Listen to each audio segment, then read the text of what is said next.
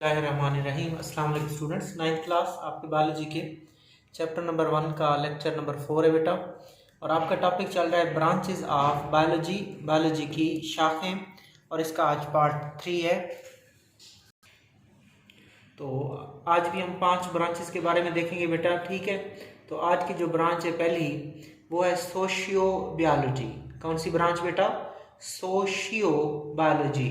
इसको उर्दू में ऐसे लिखते हैं, सोशियो बायोलॉजी। ठीक हो गया, सोशियो बायोलॉजी। ये क्या है? इसके लिए आपने लफ्ज याद रखने दो, सोशल बिहेवियर्स। किसका? एनिमल्स का। और उस सोशल बिहेवियर जो एनिमल का होता है उससे क्या बनती है? सोसाइटी बनती है। तो मेन लफ्ज है सोशल बिहेवियर, जिसको उर्दू में कहते हैं समाजी रवैया या मुआशरती रवैया। बेसिकली इसमें हमने सोशल बिहेवियर को पढ़ना होता है। इस ब्रांच में हमने सोशल बिहेवियर को पढ़ना होता है। किसके? एनिमल्स के। और उसी सोशल बिहेवियर ऑफ एनिमल से क्या बनती है? सोसाइटी बनती है, मुआशरा बनता है। सो देखते हैं, this branch deals with the study of social behaviour of the animals that make the societies. तो बायोलॉजी की इस ब्रांच का ताल्लुक, इस शाख का ताल्लुक जानवरों के मुआशरती रवैयों से है, जिनसे सोसाइटी या मुआशरा बनता है। ठीक है। तो हमारा मुआशरती रवैया क्या होता है? माहौल के साथ, दूसरे जानदारों के साथ, अपने इंसानों के साथ हमारा क्या ताल्लुक होता है, हमारा क्या रवैया होता है, इस सब को क्या कहते हैं बेटा? सोशियो बायोलॉजी कहते हैं। The branch of biology that deals with the study of social behavior of the animal that make up the society, के जानवरों के मुआशरती रवैयों का मुताला जिससे मुआशरा बनता है, सोशियो बायोलॉजी कहलाती है। आगे चलते हैं पैरासाइटोलॉजी की तरफ। किसकी तरफ बेटा? पैरासाइटोलॉजी की तरफ चलते हैं। एक लफ्ज याद रखना है, सिर्फ पैरासाइट। सिर्फ पैरासाइट का लफ्ज आपने याद रखना है कि पैरासाइटोलॉजी में हम पैरासाइट का मुताला करते हैं। किसका मुताला करते हैं बेटा? पैरासाइट का मुताला करते हैं। Just one word and that is parasite. ठीक। So parasitology, this branch deals with the study of parasite. Biology की इस ब्रांच का ताल्लुक, बायोलॉजी की इस ब्रांच का ताल्लुक पैरासाइट के मुताला से है, और इसको हम पैरासाइटोलॉजी कहते हैं। और मैं आपको पैरासाइट की तारीफ बता देता हूं बेटा। ये देख लें इधर ही, इसको भी आपने साथ ही लिखना है। इसको आपने साथ ही लिखना है। किसके साथ? पैरासाइटोलॉजी के साथ लिखना है। ठीक है। कि parasites are the organism. Parasite क्या होते हैं? जानदार होते हैं। that take food and shelter from living host। ठीक है। कि पैरासाइट जानदार होते हैं जो दूसरे जानदारों से खुराक लेते हैं और पनाह लेते हैं। ठीक है। एक जानदार होता है बेटा, उसको कहते हैं होस्ट। उसको क्या कहते हैं? होस्ट। उर्दू में कहते हैं मेजबान। मेजबान। ठीक हो गया। जबकि दूसरा जानदार होता है, मिसाल के तौर पर ये दूसरा जानदार है, इसको कहते हैं पैरासाइट। पैरासाइट। ये पैरासाइट क्या करता है? ये पैरासाइट मेजबान से खुराक भी लेता है, ये मेजबान से पनाह भी लेता है, शेल्टर भी लेता है। और होस्ट को बदले में क्या पहुंचता है? मेजबान को बदले में क्या पहुंचता है? नुकसान पहुंचता है। So parasites are the organisms. Parasite जानदार होते हैं। That take food and shelter, जो क्या हासिल करते हैं? खुराक और पनाह हासिल करते हैं। फ्रॉम लिविंग होस्ट, जिंदा होस्ट से क्या लेते हैं? खुराक और पनाह लेते हैं। And in return harm them, बदले में मेजबान को क्या पहुंचाते हैं? नुकसान पहुंचाते हैं। ये पैरासाइट है, ये होस्ट है।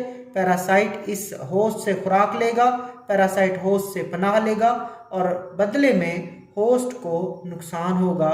ऐसा जानदार जो जानदार होस्ट से खुराक और पनाह ले, पैरासाइट कहलाता है, और बदले में होस्ट को नुकसान पहुंचता है। तो इस पैरासाइट का जो मुताला है वो पैरासाइटोलॉजी कहलाता है। क्या कहलाता है बेटा? पैरासाइटोलॉजी कहलाता है।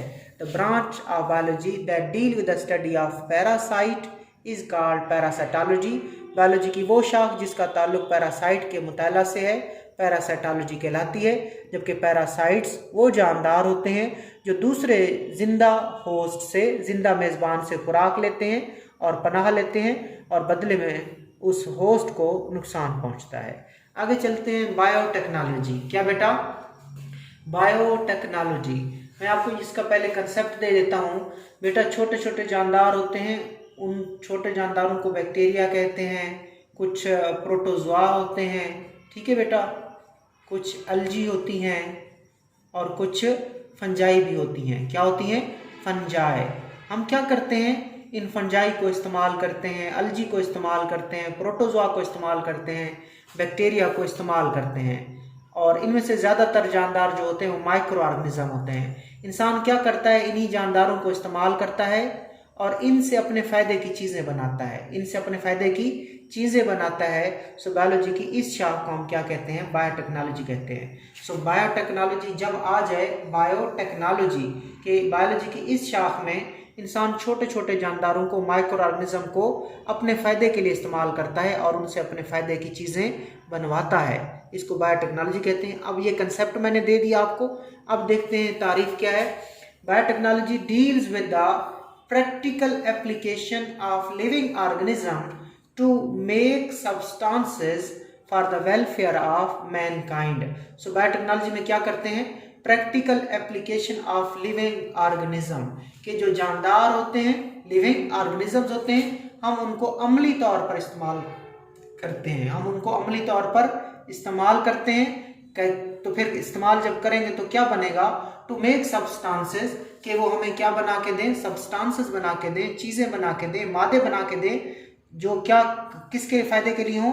For the welfare of Mankind. वो जो सब्सटेंसेस होंगे वो वेलफेयर ऑफ मैनकाइंड होंगे, यानी कि इंसान के लिए मुफीद होंगे, इंसान के लिए फ़ायदामंद होंगे। तो इसमें आपने किसको इस्तेमाल किया? आपने लिविंग ऑर्गेनिज्म। ये जो मैंने लिविंग ऑर्गेनिज्म बताए, हमने इन्हीं लिविंग ऑर्गेनिज्म को प्रैक्टिकली क्या किया? अप्लाई किया, प्रैक्टिकली इस्तेमाल किया और फिर उनसे ऐसे सब्सटेंसेस बनाए जिससे इंसान को क्या पहुंचता है? वेलफेयर, फ़ायदा पहुंचता है, या वो इंसान के लिए क्या होती हैं? चीज़ें मुफीद होती हैं। डेफिनेशन देख ले बेटा। The practical application of living organism to make substances for the welfare of mankind, के इंसान का जानदारों को अमली तौर पर इस्तेमाल करना और उनसे ऐसे मादे बनाना जिससे इंसानियत को फ़ायदा पहुंचता हो, क्या कहलाती है? बायोटेक्नोलॉजी कहलाती है। आगे चलते हैं बेटा इम्यूनोलॉजी की तरफ। इम्यूनोलॉजी की तरफ मैं यहाँ पे एक लफ्ज़ लिखता हूँ, इम्यून सिस्टम। शायद नाम सुना हो आपने, जिसको उर्दू में कहते हैं कुव्वत मुदाफ़ती निज़ाम, कुव्वत मुदाफ़ती निज़ाम या इम्यून सिस्टम। आजकल इम्यून सिस्टम उर्दू में भी कहा जाता है। अब आपको पता होना चाहिए जो इम्यून सिस्टम है बेटा, ये आपकी हिफाजत करता है किसके खिलाफ? हमला आवर जरासीमों के खिलाफ, हमला आवर माइक्रोब्स के खिलाफ, हमला आवर पैथोजेंस के खिलाफ, हमला आवर माइक्रो ऑर्गेनिज्म के खिलाफ। ये आपकी हिफाजत करता है और आपको बीमार होने से बचाता है, आपको बीमार होने से बचाता है। इसको क्या कहते हैं बेटा? इम्यून सिस्टम कहते हैं। ठीक हो गया। तो इम्यून सिस्टम की जो स्टडी होती है, उस इम्यून सिस्टम की स्टडी को इम्यूनोलॉजी कहते हैं। सो इम्यूनोलॉजी में आपने कौन सा लफ्ज़ याद रखना होता है? Immune system. Study of immune system is called immunology. और इम्यून सिस्टम क्या होता है? ये वो सिस्टम होता है जो हम जानदारों को, हम इंसानों को बीमारियों से बचाता है। सो देखें, the study of immune system of animal, जानवरों के इम्यून सिस्टम का मुताला, जानवरों के इम्यून सिस्टम का मुताला इम्यूनोलॉजी कहलाता है। क्या कहलाता है? इम्यूनोलॉजी कहलाता है। ये डेफिनेशन यहाँ तक क्लियर हो गई है। ठीक है बेटा। The study of immune system, the study of immune system of animal, जानवरों के इम्यून सिस्टम का मुताला इम्यूनोलॉजी कहलाता है। जानवरों के कुव्वत मुदाफ़ती निज़ाम का मुताला इम्यूनोलॉजी कहलाता है। अब ये इम्यून सिस्टम क्या होता है? आगे इम्यून सिस्टम की तारीफ है। इम्यूनोलॉजी की तारीफ यहाँ तक कवर हो गई, ठीक है। आगे किसकी तारीफ है? इम्यून सिस्टम की। चले इम्यून सिस्टम भी देख लेते हैं। Immune system defend the body. Immune system body को क्या करता है? बॉडी को डिफेंड करता है, बॉडी की हिफाजत करता है। So immune system defend the body against invading microbes. Invade का मतलब होता है हमला करना बेटा। क्या करना? हमला करना। कौन हमला करते हैं? माइक्रोब्स, जो जरासीम हमें नजर नहीं आते, माइक्रोब्स। सो ये जो इम्यून सिस्टम है ये डिफेंड करता है। डिफेंड करते हैं दिफा करना, हिफाजत करना। सो इम्यून सिस्टम डिफेंड करता है। किसको? किसका डिफेंड करता है? किसका दिफा करता है? किसकी हिफाजत करता है? बॉडी की। सो इम्यून सिस्टम हमारे जिस्म की हिफाजत करता है, हमारे जिस्म का दिफा करता है। अगेंस्ट किसके खिलाफ? हमला आवर माइक्रोब के खिलाफ, हमला आवर जरासीमों के खिलाफ, और इस तरह हमें बीमारियों से बचाता है। सो क्लियर किया आपने। Study of immune system is called immunology, while immune system defend the body against invading microbe. के इम्यून सिस्टम का मुताला इम्यूनोलॉजी कहलाता है, जबकि इम्यून सिस्टम हमला आवर माइक्रोब से हमारे जिस्म की हिफाजत करता है। आगे चलते हैं बेटा एंटोमोलॉजी की तरफ। किसकी तरफ चलते हैं? एंटोमोलॉजी की तरफ चलते हैं।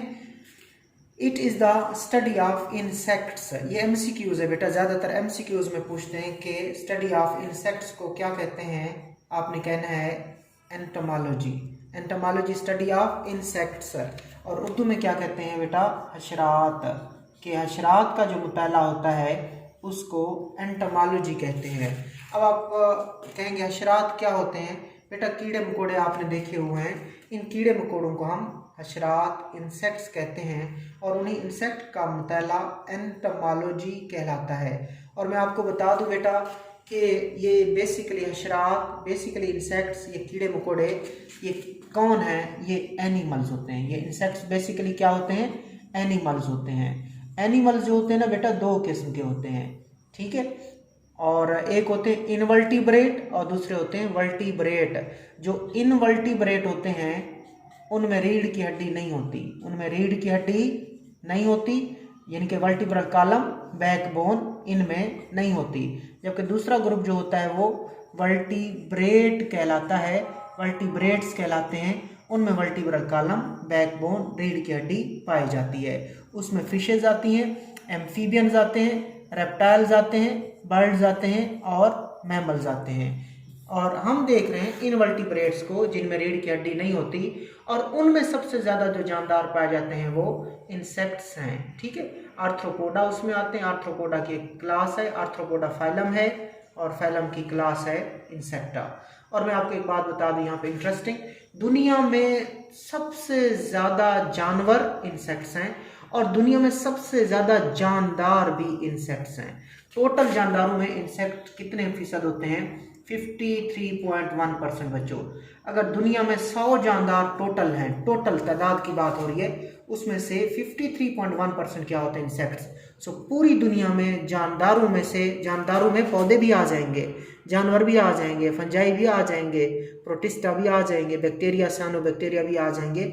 उन तमाम जानदारों में सबसे ज़्यादा दुनिया में इंसेक्ट्स पाए जाते हैं, हशरात पाई जाती हैं 53.1%, 53.1%, ठीक है बेटा। और इन हशरात को पढ़ना एंटोमोलॉजी कहलाता है। It is the study of insects. यह हशरात का मुताला है, एंटोमोलॉजी। अल्लाह हाफिज़।